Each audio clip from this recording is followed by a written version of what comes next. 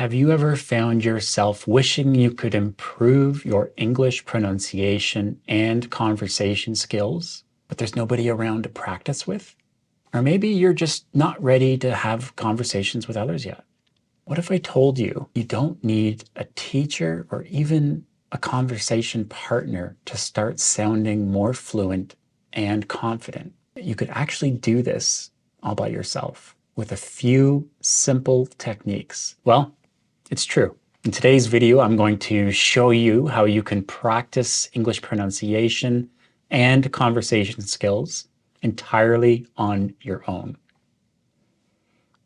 You'll learn some fun, effective methods that you can use anytime, anywhere, and stick around till the end for the best tip of all, a game-changing technique that will supercharge your progress.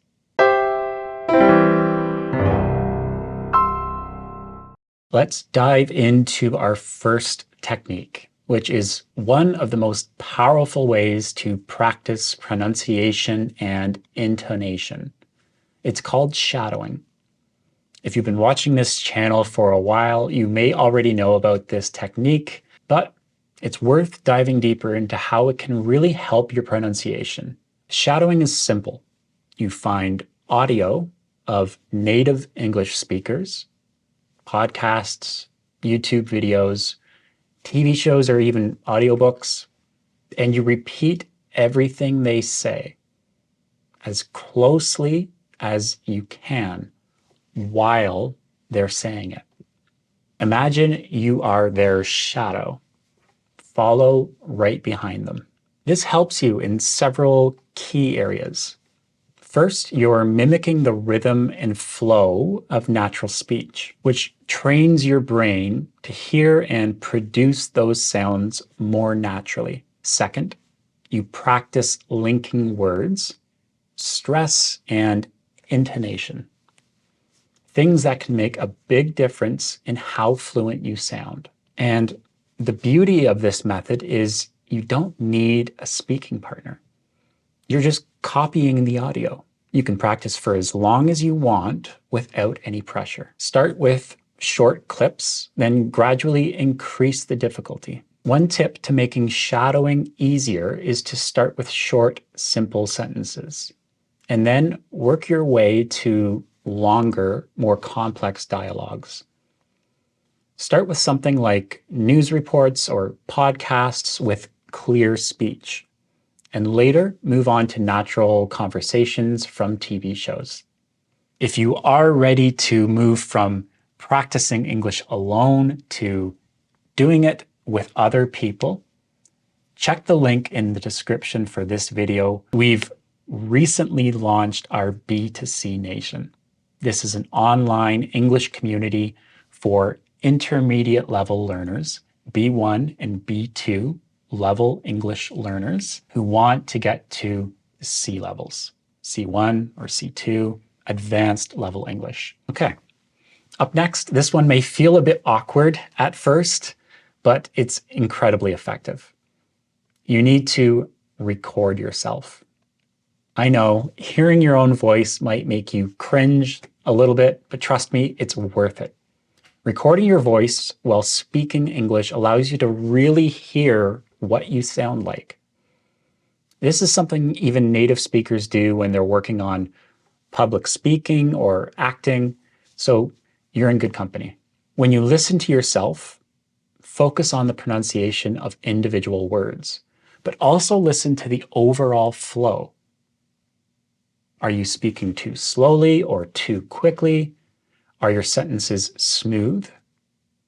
Or do you hesitate too much? Here are a few things you should pay attention to when reviewing your recordings. Clarity. Can you understand what you're saying clearly? Intonation. Are you using a natural rise and fall in your voice? Or is it too flat? Stress. Are you emphasizing the right syllables in words? Linking. Are your words connected smoothly, or do they sound separate? Now, how do you know if you're improving?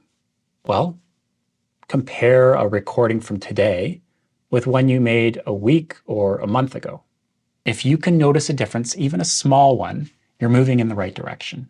Now let's talk about tongue twisters. They're fun, they're tricky, and they're amazing for building up your pronunciation muscles. Tongue twisters force your mouth to move in ways it normally wouldn't, which can really help with tricky sounds. For example, if you struggle with TH sounds, you can try a classic tongue twister like the 33 thieves thought that they thrilled the throne throughout Thursday. 33 thieves thought they thrilled the throne throughout Thursday.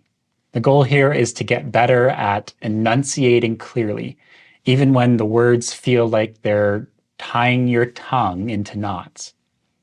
Start slow and gradually speed up as you become more comfortable. If there's a sound that's particularly hard for you, find a tongue twister that uses it a lot and keep practicing.